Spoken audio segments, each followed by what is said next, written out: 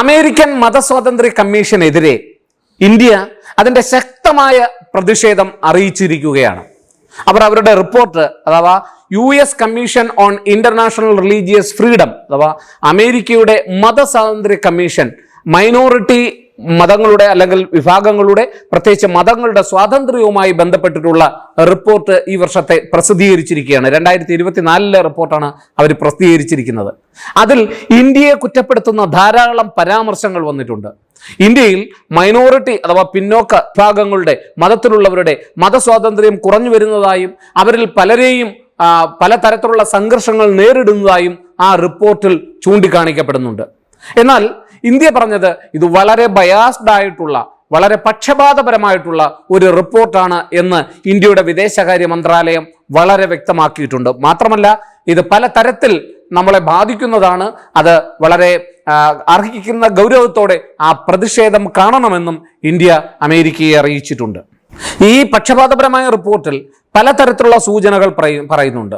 ഇവിടെ മൈനോറിറ്റി വിഭാഗത്തിൽ പ്രത്യേകിച്ച് മൈനോറിറ്റി മതവിഭാഗങ്ങളിൽപ്പെടുന്ന പിന്നോക്ക മതവിഭാഗങ്ങളിൽപ്പെടുന്ന ജനങ്ങൾ പലതരത്തിലുള്ള ഭീഷണികൾ നേരിടുന്നുണ്ട്. അവരുടെ മതപ്രവർത്തനങ്ങളുമായി ബന്ധപ്പെട്ട് അവർക്ക് അത് പ്രത്യേകമായി എടുത്തു പറയുന്ന ഒരു കാര്യം എന്ന് പറയുന്നത് സിഖ് മതത്തിലെ പലർക്കുമെതിരെ പ്രത്യേകിച്ച് നമുക്കറിയാം കഴിഞ്ഞ വർഷം ഇന്ത്യയും അമേരിക്കയും കാനഡയുമായി ബന്ധപ്പെട്ട് ഖലിസ്ഥാൻ വിഘടനവാദികൾക്കെതിരെ ഇന്ത്യ ശക്തമായിട്ടുള്ള ഇന്ത്യയുടെ നിലപാടുകൾ അമേരിക്കയും കാനഡയും അറിയിച്ചിരുന്നു. പ്രത്യേകിച്ച് അവിടുന്ന് ഖലിസ്ഥാൻ വിഘടനവാദികൾ അവിടെ പലതരത്തിലുള്ള പ്രതിഷേധങ്ങൾ മുന്നോട്ട് നയിക്കുന്നതായിട്ടുള്ള വാർത്തകൾ ഉണ്ടായിരുന്നു.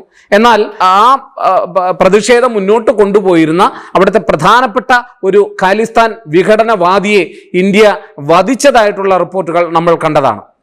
ഖലിസ്ഥാൻ നേതാവായിട്ടുള്ള ഗുർപത്വന്ത് സിംഗ് പന്നൻ എന്ന് പറയുന്ന അദ്ദേഹത്തിന്റെ വധവുമായി ബന്ധപ്പെട്ട് നമ്മുടെ മുൻപുണ്ടായിരുന്ന ഒരു ഇന്റലിജൻസ് ഉദ്യോഗസ്ഥനെ അവർ സംശയിക്കുന്നതായും അദ്ദേഹത്തിന്റെ പങ്ക് വളരെ വ്യക്തമാക്കുന്നതായിട്ടുമുള്ള റിപ്പോർട്ടുകൾ നേരത്തെ തന്നെ അമേരിക്ക ഇന്ത്യക്ക് കൈമാറിയിരുന്നു അഥവാ ആ റിപ്പോർട്ടുകൾ പുറത്തുവിട്ടിരുന്നു. അതിലൊക്കെ ഇന്ത്യ അതൃപ്തി അറിയിച്ചിരുന്നു. അവരുടെ വധവുമായി ബന്ധപ്പെട്ട് ഇന്ത്യയുടെ റോയ്ക്കൊക്കെ വളരെ വ്യക്തമായിട്ടുള്ള പങ്കുണ്ട്. ഇന്ത്യൻ ഇന്റലിജൻസ് ഏജൻസിയായ റോയ്ക്ക് വളരെ വലിയ പങ്കുണ്ട് എന്നുള്ള ആരോപണമാണ് ഉന്നയിച്ചിരുന്നത്. അതുകൊണ്ട് തന്നെ ഈ international report on religious freedom അഥവാ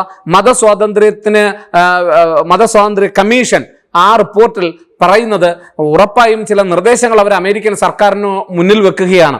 അതായത് ഇന്ത്യക്ക് മുകളിൽ പല കാര്യങ്ങളിൽ ഉപരോധം ഏർപ്പെടുത്തണം. അതുപോലെ തന്നെ ഇന്ത്യയുടെ ഈ റിലീജിയസ് മൈനോറിറ്റി ഫ്രീഡമിന് ബദലായി നിൽക്കുന്ന അല്ലെങ്കിൽ ഇത്തരത്തിലുള്ള ആരോപണങ്ങൾ വന്നിട്ടുള്ള വ്യക്തികൾക്കെതിരെയോ സംഘടനകൾക്കെതിരെയോ ശക്തമായിട്ടുള്ള ഉപരോധങ്ങൾ ഏർപ്പെടുത്തുകയും അവിടെ അമേരിക്കയിൽ പ്രവേശിക്കുന്നതിന് വിലക്ക് ഏർപ്പെടുത്തുകയും ചെയ്യണം. അതുപോലെ തന്നെ ഇന്ത്യൻ ഇന്റലിജൻസ് ഏജൻസി ആയിട്ടുള്ള റോയ്ക്കെതിരെ വിലക്ക് ഏർപ്പെടുത്തണം. ഇങ്ങനെയുള്ള നിർദ്ദേശങ്ങളാണ് അവർ മുന്നോട്ട് വെച്ചിട്ടുള്ളത്. ഒരുപക്ഷെ ഇന്ത്യ അമേരിക്ക ബന്ധം വളരെ അധികം ശക്തമായി മുന്നോട്ട് കൊണ്ടുപോകുവാനുള്ള അങ്ങനെ ആഗ്രഹമുള്ള ട്രംപിനെ സംബന്ധിച്ചിടത്തോളം ഈ നിർദ്ദേശങ്ങൾ അത്ര രസിക്കണമെന്ന് നിർബന്ധമില്ല. എന്തായാലും ഈ റിപ്പോർട്ടുകൾ മാൻഡേറ്ററി ഇല്ല. അത് പൂർണ്ണമായും അമേരിക്കൻ പ്രസിഡന്റോ അവിടുത്തെ കോൺഗ്രസോ ഒന്നും തന്നെ സ്വീകരിച്ച് മുന്നോട്ട് കൊണ്ടുപോകണമെന്നുള്ള വ്യവസ്ഥയില്ല. എന്നാലും മനുഷ്യാവകാശങ്ങളെ സംബന്ധിച്ചും മൈനോറിറ്റി ഫ്രീഡത്തിനെ സംബന്ധിച്ചും അഥവാ ഇവിടെയുള്ള മതസ്വാതന്ത്ര്യത്തെ കുറിച്ചുമൊക്കെ വാചാലരാകുന്ന അമേരിക്കയെ സംബന്ധിച്ചിടത്തോളം അവിടെ നടക്കുന്ന വർണ്ണവെറികൾ അതിലധിഷ്ഠിതമായിട്ടുള്ള തീരുമാനങ്ങൾ ഇന്ത്യയെ പോലുള്ള രാജ്യങ്ങൾ ഉന്നയിക്കപ്പെടേണ്ടതാണ് എന്നുള്ളതാണ് ഏറ്റവും പ്രധാനപ്പെട്ട വസ്തുത. എന്നാൽ പരസ്പര ബന്ധം മെച്ചപ്പെടുന്ന സാഹചര്യത്തിൽ പലപ്പോഴും ചെളിവാരി എറിയലിൽ നിന്ന് ഇന്ത്യ അകന്നു നിൽക്കുന്നു എന്നുള്ളതാണ് വാസ്തവം. ഒരു രാജ്യത്തിന്റെ ആഭ്യന്തര കാര്യത്തിൽ ഇടപെടുക എന്ന് പറയുന്നത് നമ്മുടെ രാജ്യവും ആഗ്രഹിക്കുന്നില്ല എന്നുള്ളതാണ്. എന്നാൽ ഇന്ത്യയെ സംബന്ധിച്ചിടത്തോളം വളരെ വൈവിധ്യങ്ങളുള്ള ഒരു നാടാണ്. ധാരാളം ജനങ്ങൾ തിങ്ങിപ്പാർക്കുന്ന വിവിധ മതവിഭാഗങ്ങളിലുള്ള വളരെ സഹിഷ്ണുതയോടെയുള്ള ജനവിഭാഗങ്ങൾ തിങ്ങിപ്പാർക്കുന്ന ഈ നാട്ടിൽ ഇവിടെ ഇങ്ങനെ ഒരു പ്രശ്നമുണ്ടെന്നും മതസ്പർദ്ധയുണ്ടെന്നും അവിടെ മൈനോറിറ്റികൾ വളരെ വലിയ ഭീഷണി നേരിടുന്നു എന്നും ഒക്കെയുള്ള റിപ്പോർട്ടുകൾ ഇന്ത്യയെ സംബന്ധിച്ചിടത്തോളം അന്തർദേശീയ രംഗത്ത് അത്ര ആശാവഹമായ റിപ്പോർട്ടുകളല്ല എന്നുള്ളതാണ്. അതുകൊണ്ട് തന്നെ നമ്മുടെ ശക്തമായ എതിർപ്പ് വിദേശകാര്യ വക്താവ് രൺധീർ ജസ്വാൾ ഇതിനോടകം തന്നെ വ്യക്തമാക്കിയിട്ടുണ്ട്. നമ്മുടെ പ്രതിഷേധം അവരെ അറിയിച്ചിട്ടുണ്ട്. നമ്മുടെ മതസ്വാതന്ത്ര്യത്തെ സംബന്ധിച്ച് മുമ്പ് ഇത്തരത്തിലുള്ള ധാരാളം പരാമർശങ്ങൾ ഉണ്ടായിട്ടുണ്ട്. പ്രത്യേകിച്ച് ഗുജറാത്ത് കലാപവുമായി ബന്ധപ്പെട്ടൊക്കെ അന്നൊക്കെ പലതരത്തിലുള്ള റിപ്പോർട്ടുകൾ നരേന്ദ്രമോദിയെ തങ്ങളുടെ രാജ്യത്ത് പ്രവേശിക്കുന്നതിൽ നിന്ന് പോലും വിലക്കിയ ഒരു രാജ്യമായിരുന്നു അമേരിക്ക എന്ന് നമ്മളത് ഓർക്കണം. എന്നാൽ അതേ മോദിയെ സ്വീകരിക്കേണ്ടി വന്നതും ഒക്കെ അന്തർദേശീയ രാഷ്ട്രീയത്തിൽ വന്ന മാറ്റങ്ങൾ നമ്മൾ കണ്ടതാണ്. ഒരു കാര്യം ഉറപ്പാണ്, ചൈനയിൽ നിന്ന് തുടർച്ചയായ ഭീഷണി ഉണ്ടായിക്കൊണ്ടിരിക്കുന്ന അമേരിക്കയെ സംബന്ധിച്ചിടത്തോളം ഇന്ത്യ ഒരു ഉത്തമ സുഹൃത്തായിട്ടാണ് ഇപ്പോൾ അവർ കരുതുന്നത്. അമേരിക്ക ഫസ്റ്റ് എന്നുള്ള നയവുമായി പ്രത്യേകിച്ച് ശക്തമായ തീരുവ ചുമത്തിക്കൊണ്ട് പല തരത്തിലുള്ള വ്യാപാര രംഗത്തും ഒക്കെ വളരെ വലിയ ശക്തമായ തീരുമാനങ്ങളുമായി ഡൊണാൾഡ് ട്രംപ് മുന്നേറുമ്പോൾ ഇത്തരത്തിലുള്ള കാര്യങ്ങളിൽ കൂടി ഇന്ത്യ അമേരിക്ക ബന്ധം അലോസരപ്പെടുത്തുവാൻ ഇഷ്ടപ്പെടില്ല എന്നുള്ള കാര്യത്തിൽ സംശയമൊന്നും വേണ്ട. അതുകൊണ്ട് തന്നെ ഈ റിപ്പോർട്ടായി ഇരിക്കുമെങ്കിലും ഇന്ത്യയെ സംബന്ധിച്ചിടത്തോളം അങ്ങനെ ഒരു റിപ്പോർട്ട് വരുന്നത് പോലും അത്ര ഇഷ്ടമുള്ള കാര്യമല്ല എന്നുള്ളതാണ്. അതുകൊണ്ട് തന്നെയാണ് നമ്മുടെ വിദേശകാര്യ മന്ത്രാലയം ശക്തമായ പ്രതിഷേധമാണ് ഇതിനോടകം തന്നെ അറിയിച്ചിരിക്കുന്നത്. ഇന്ത്യയെ സംബന്ധിച്ചിടത്തോളം നമ്മൾ പറഞ്ഞത് ഏതെങ്കിലും ഭാഗത്ത് നടക്കുന്ന ഒറ്റപ്പെട്ട സംഭവങ്ങളെ, ഒരു രാജ്യമാകുമ്പോൾ ഇത്ര വിശാലമായ പ്ലൂറലിസവും ഈ മതവും ധാരാളം മതങ്ങളും ആയിരക്കണക്കിന് മതങ്ങളും ജാതികളും വ്യവസ്ഥകളും ഒക്കെ ഉള്ള ഒരു രാജ്യത്തെ സംബന്ധിച്ചിടത്തോളം അവിടെ അല്പസ്വല്പമൊക്കെ ഏതെങ്കിലുമൊക്കെ കോർണറുകളിൽ ചില സംഘർഷങ്ങളും പ്രശ്നങ്ങളും ഒക്കെ സ്വാഭാവികമായി ഉണ്ടാകാം.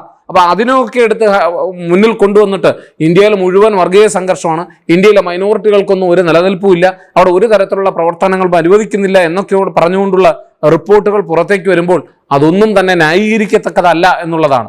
ഇപ്പൊ മതസ്വാതന്ത്ര്യവുമായി ബന്ധപ്പെട്ട ഈ റിപ്പോർട്ടിനെ ഇന്ത്യ വളരെ ശക്തിയായി എതിർക്കുന്നു എന്നുള്ളതാണ് ഏറ്റവും വാസ്തവം. എന്നാൽ അതേസമയം തന്നെ പ്രത്യേക ആശങ്ക ഉളവാക്കുന്ന രാജ്യമായിട്ടാണ് അവർ ഇന്ത്യയെ, സ്പെഷ്യൽ കൺസേൺ വരുന്ന ഒരു രാജ്യങ്ങളുടെ പട്ടികയിലാണ് അവർ ഇന്ത്യയെ ഉൾപ്പെടുത്തിയത് എന്നുള്ളതാണ്.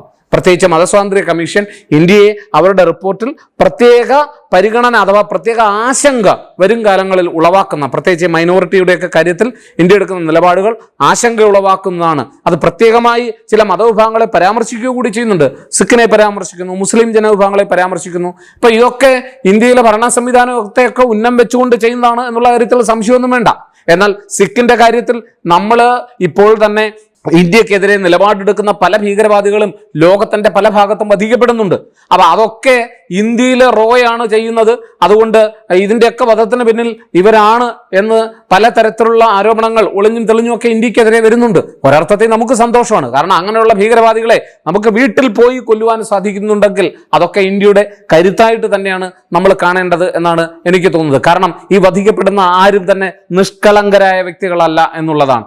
ഇങ്ങനെ കാരണം നമ്മളൊരു രാജ്യത്തെ ഇപ്പം ഇസ്രായേൽ പാലസ്തീൻ നടത്തുന്നത് പോലെയോ ഗസയിൽ നടത്തുന്നത് പോലെയുള്ള കൂട്ടക്കുരുതിയല്ല നമ്മൾ നടത്തുന്നത്. നമ്മളിൽ തീവ്രവാദം വളർത്തുന്ന, നമ്മുടെ രാജ്യത്ത് തീവ്രവാദം ഉണ്ടാക്കുന്ന, നമ്മുടെ രാജ്യത്ത് വിഘടനവാദം ഉണ്ടാക്കുന്നവരെ നമ്മൾ വീട്ടിൽ പോയി വധിക്കുന്നുവെങ്കിൽ അതിൽ കുറ്റമൊന്നും ആരോപിക്കുവാൻ ആർക്കും കഴിയില്ല എന്നുള്ളതാണ്. ഇതൊക്കെ ഇന്ത്യയാണ് ചെയ്യുന്നതെന്ന് ഇന്ത്യ ഒരിടത്തും പറഞ്ഞിട്ടില്ല എന്നുള്ളതാണ്. എന്നാൽ ഈ വിഘടനവാദികളെ, ഖാലിസ്ഥാൻ വിഘടനവാദികളെ അവരുടെ പ്രദേശത്തിൽ നിന്ന് കാനഡയിലും അമേരിക്കയിലും ഒക്കെ ചെന്ന് വകവരുത്തിയിട്ടുണ്ടെങ്കിൽ, അതിലൊക്കെ റോയുടെ ഏജൻസിയെ സംശയിക്കുന്നുണ്ടെങ്കിൽ അതൊക്കെ ഒരർത്ഥത്തിൽ പറഞ്ഞാൽ ഉള്ളുകൊണ്ട് നമുക്കൊരല്പം അഭിമാനം തരുന്ന കാര്യമാണെന്നുള്ള കാര്യത്തിൽ സംശയമൊന്നും വേണ്ട.